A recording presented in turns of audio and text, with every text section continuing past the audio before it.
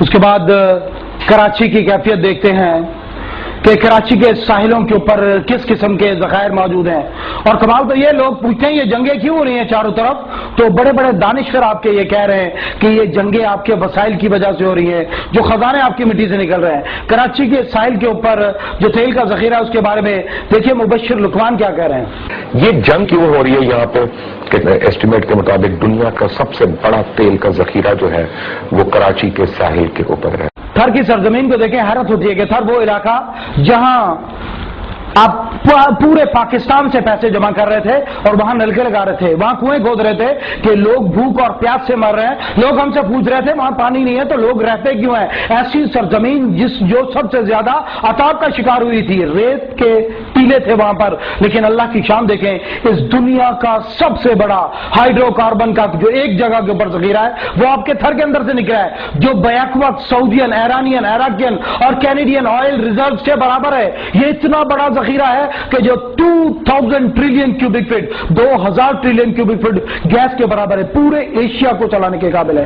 اتنے بڑے آپ کے پاس ذخائر ہیں کہ اس کا صرف 2% استعمال کیا جائے 20,000 میگا واٹ بجلی 40 سال تک پاکستان کو سپلائی کی جا سکتی ہے. اور سمر مبارک کا کیا کہنا ہے, وہ کہتے ہیں کہ 50,000 میگا واٹ بجلی یعنی کہ 2 پاکستانوں کی ضرورت کے مطابق بجلی 500 سال تک آپ پیدا کر سکتے ہیں ان ذخیروں سے. اور یہ اللہ کا احسان, اللہ کی جان. دیکھیے ہمارا کام کیا ہے کہ پاکستان کول سے فقط 9% بجلی پیدا کر رہا ہے. چائنا اپنی ضرورت کی بجلی کا 72% کول سے پیدا کر رہا ہے. انڈیا 56% بجلی کا کول سے پیدا کر رہا ہے. امریکہ 50% بجلی اپنی کول سے پیدا کر رہا ہے. اور دنیا کا کسی ایک جگہ پر سب سے بڑا کول کا ریزرو آپ کے پاس ہے اور ہم فقط 9% بجلی اس کول سے پیدا کر رہے ہیں. لیکن پھر اللہ کی شان دیکھیں, اللہ ہمیں دیتا چلا جا رہا ہے, دیتا چلا جا رہا ہے. یہ 2011 کا سال حیرت انگیز سال ہے. اس زمین پاکستان کی زمین سے جگہ جگہ خزانے ابل رہے ہیں. یہ چاغی کی سرزمین کو دیکھیں, انسان حیران ہو جاتا ہے کہ وہ چاغی کی سرزمین جہاں آپ نے ایٹمی دھماکے کیے, وہ سرزمین جب آپ نے ایٹمی دھماکے کیے,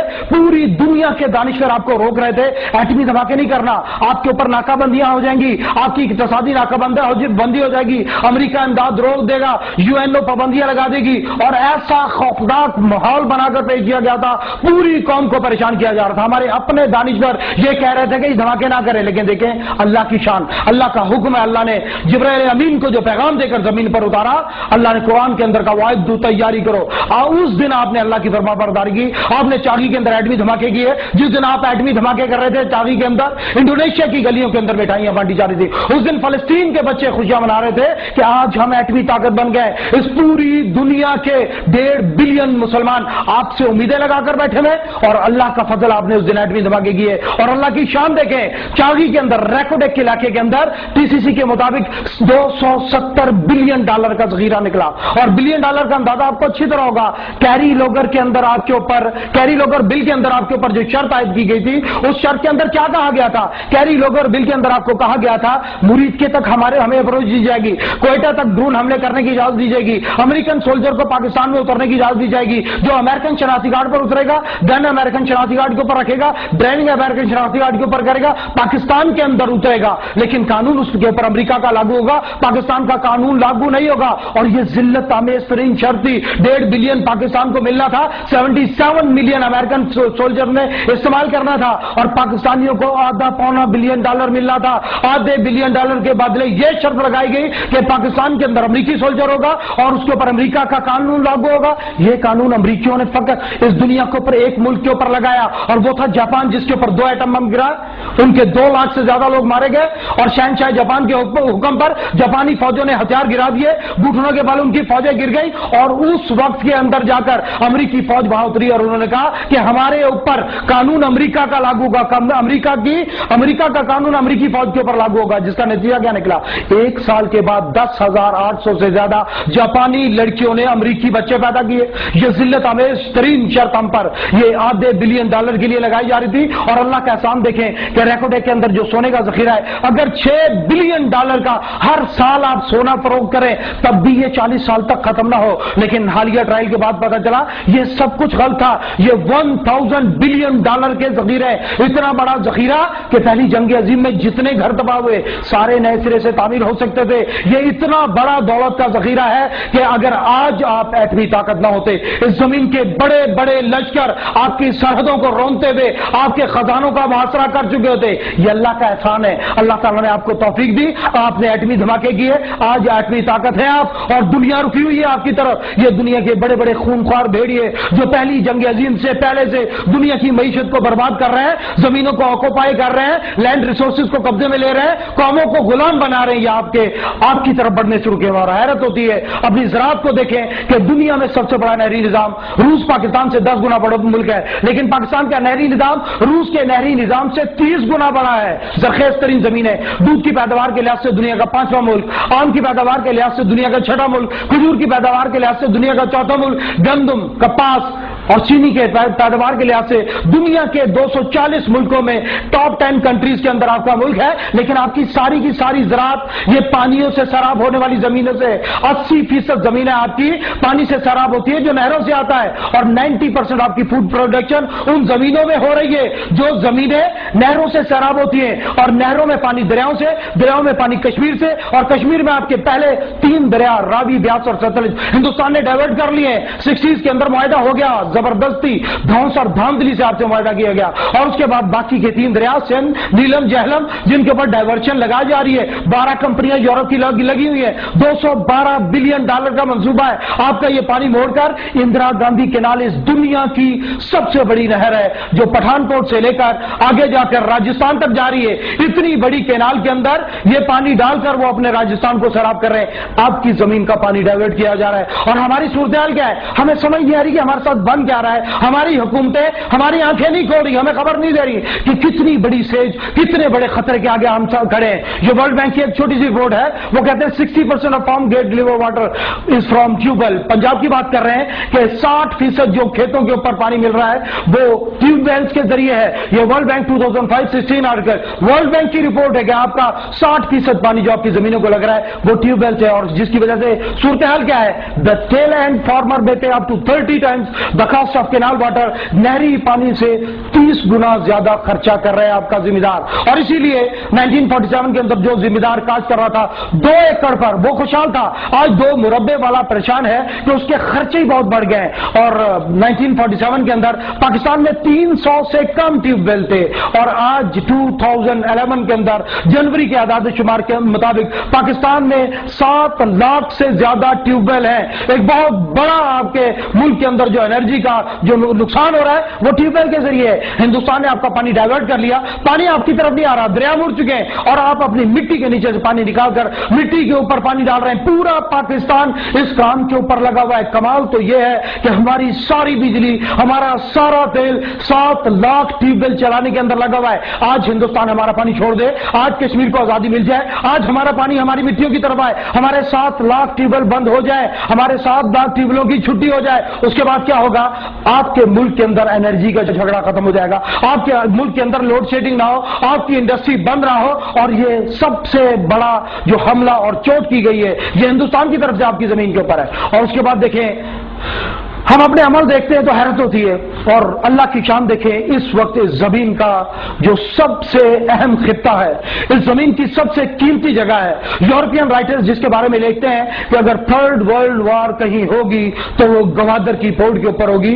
گوادر پورٹ اللہ نے آپ کو دی. اس زمین پر خلیج فارس کے گیٹ پر دنیا کی سب سے اہم بندرگاہ. اس کی لوکیشن کو دیکھیں تو انسان برتا ہے، حیرت کے اندر پڑ جاتا ہے.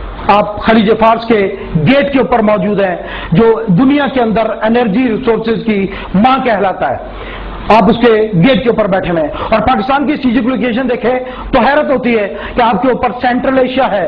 یہ خلیج کے بعد اس زمین کا انرجی ریسورسز کا سب سے بڑا ذخیرہ گنا جاتا ہے. ہم پاکستان کے ریسورسز کو ابھی ڈسکس نہیں کرتے، وہ ابھی ریسنٹلی نکلے ہیں، لیکن اس سے پہلے کا میپ دیکھیں کہ ایک طرف خلیج ہے اور آپ کے دوسری طرف سینٹرل ایشیا ہے. یہ بلینز آف بیرل تیل کے ذخائر ہیں، یہ billions of cubic metre gas کے ذخائر ہیں. صرف ایک ملک मुल्क ताजिकिस्तान के अंदर 10,000 टन सोने के ज़खायर है और चारों तरफ से लैंड लॉक्ड इलाका है। ऊपर से रशिया है, एक तरफ चाइना है जहां से 8,000 किलोमीटर का सफर है, एक तरफ ईरान है 4,800 किलोमीटर का सफर है, एक तरफ तुर्की है 5,100 किलोमीटर का सफर है और इसका शॉर्ट ट्रेन रूट जो है वो आपकी ग्वादर की बंदरगाह की तरफ है। ये 1300-1400 किलोमीटर का सफर तय करके ये समुद्र के साहिल तक ये सारे वसाइल आ सकते हैं। उसके बाद अगर दूसरा रास्ता आप देखें, हैरत होती है कि ये भी आपके सेंट्रल एशिया से पेशावर और कराची पाकिस्तान से गुजर रहा है। उसके बाद अगर आप देखें चाइना आपके शुमाल के अंदर, इस दुनिया की सबसे बड़ी पॉपुलेशन है,